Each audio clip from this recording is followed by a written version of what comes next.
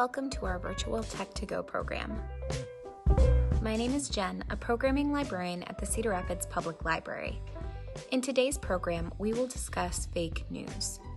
We'll learn why there is so much misleading information out there, how we can spot it, and how we can change our information gathering techniques to make sure our information is accurate, fact-based, and as unbiased as possible. The word information has been a part of the English language since its first appearance in 1605, according to Merriam-Webster. So why is misinformation such a big deal today? One of the biggest reasons misinformation is such a problem now is due to our freely accessible information. Pretty much anyone can create and spread information easily and cheaply. In fact, Tim Berners-Lee, the inventor of the internet, believes that free, easily accessible information is the foundation to a more equitable and just society. However, when everyone can share information freely and easily, it means that some people will choose to spread misinformation to achieve their own purpose without caring about the harm done to the people receiving it. Free and easily accessible information also means that there is just a lot more information available to us. It can be overwhelming to identify good information as opposed to misinformation when there is so much out there coming from so many new and different places. To avoid information overload, many people turn to Twitter and Facebook to get their news and information. However, researchers are now saying that social media platforms, for a variety of reasons, are prime places for misinformation.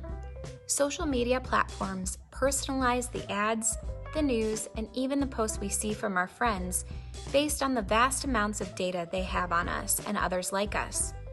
This means that the information and news items within our Facebook and Twitter feeds will reflect back to us what we already believe and not what will change our opinion. Based on human behavioral studies shared in Scientific American, scientists also know that human beings trust information from people they know more than outside sources. Because of this innate behavior, misinformation shared on social media is much more resilient to correction, meaning that even if a friend shares with us misinformation, we'll continue to believe and share it as factual, even if it isn't. Another troubling factor is the prevalence of bots and computational propaganda on many social media platforms. Bots are software programs that are created to run automated tasks on the internet. Bots designed for social networking purposes can converse with a human user and mimic human user behaviors such as commenting, liking, or sharing.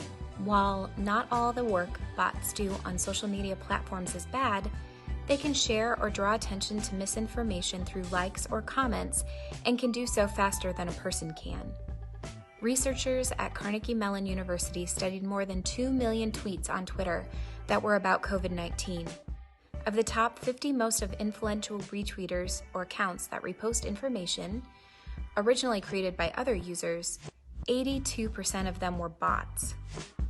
Researchers said the tweets revolved around more than 100 types of inaccurate stories that included unfounded conspiracy theories and phony cures for the virus. The two main reasons cited by the scientists in the study for why bots had such a stronghold in the Twitter sphere are that the bots are easier to create for an average person nowadays, and they cited an increase in groups hiring firms to run bot accounts to influence networks to benefit their organization or product. The algorithms that make up these bots are becoming more and more sophisticated, making it much harder for us to determine a bot from a real person online. Computational propaganda utilizes bot capabilities alongside modern tools and tactics of disinformation to spread misinformation by gaming the social media platform. While a bot can have a singular focus and may not intentionally spread misinformation, computational propaganda is far more insidious. Computational propaganda utilizes bot capabilities alongside modern tools and tactics of disinformation to spread misinformation by gaming the social media platform. While a bot can have a singular focus and may not intentionally spread misinformation, computational propaganda is far more insidious, with its sole intent to push false information into mass awareness. Behind the scenes, a person is coordinating and planning the campaign, publishing the misinformation on fringe sites or blogs, and then employing an army of bots to push it into more mainstream social media sites. So what can we do to combat the rising tide of misinformation? Here are some handy steps we can use when encountering information online. Consider the source from which the information is coming from.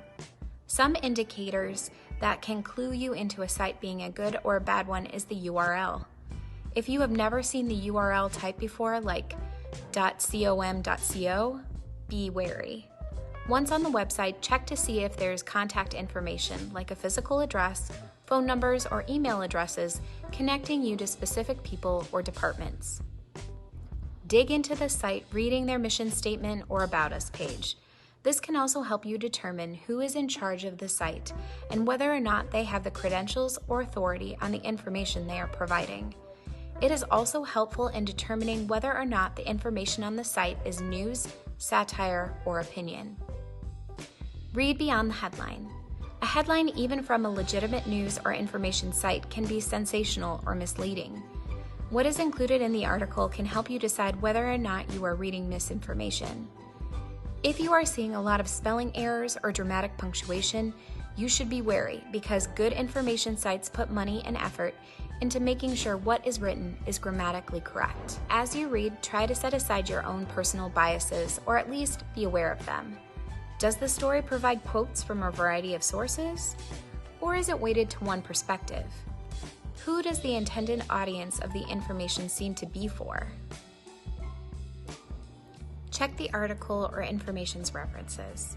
Does the article cite other resources it used to get its information? Follow the links the article does reference.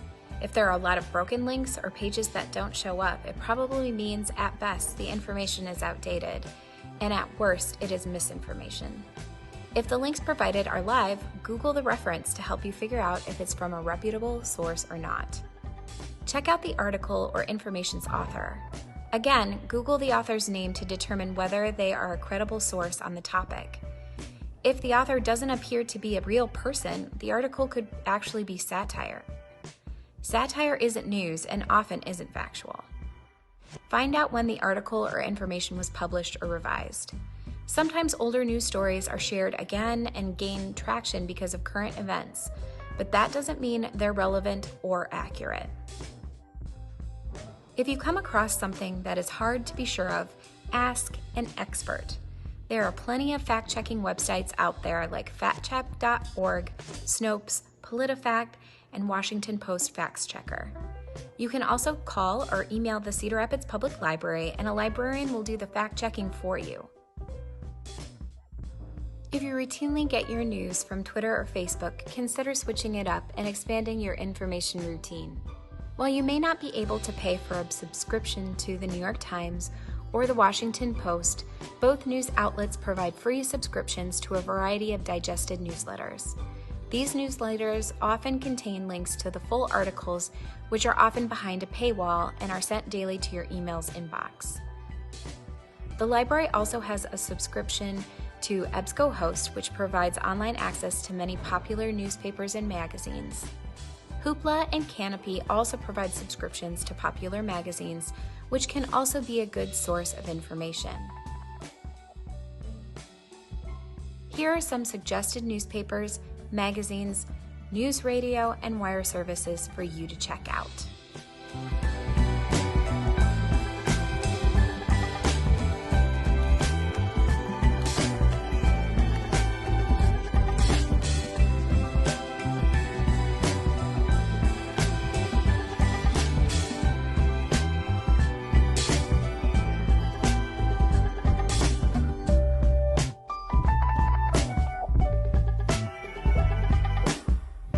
Also keep in mind that a writer's or publication's bias isn't the same as an opinion-based news or information source.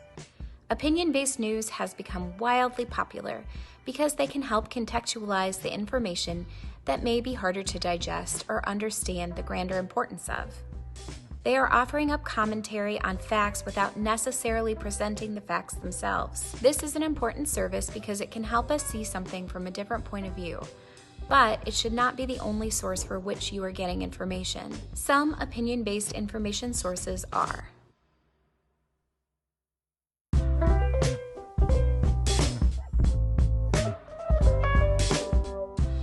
if you're looking for further news or information sources, please contact the Cedar Rapids Public Library. Our librarians are more than happy to point you to reliable news and information sources. Thank you for watching, and don't forget to check out our other Tech2Go programs on our Facebook page and YouTube channel.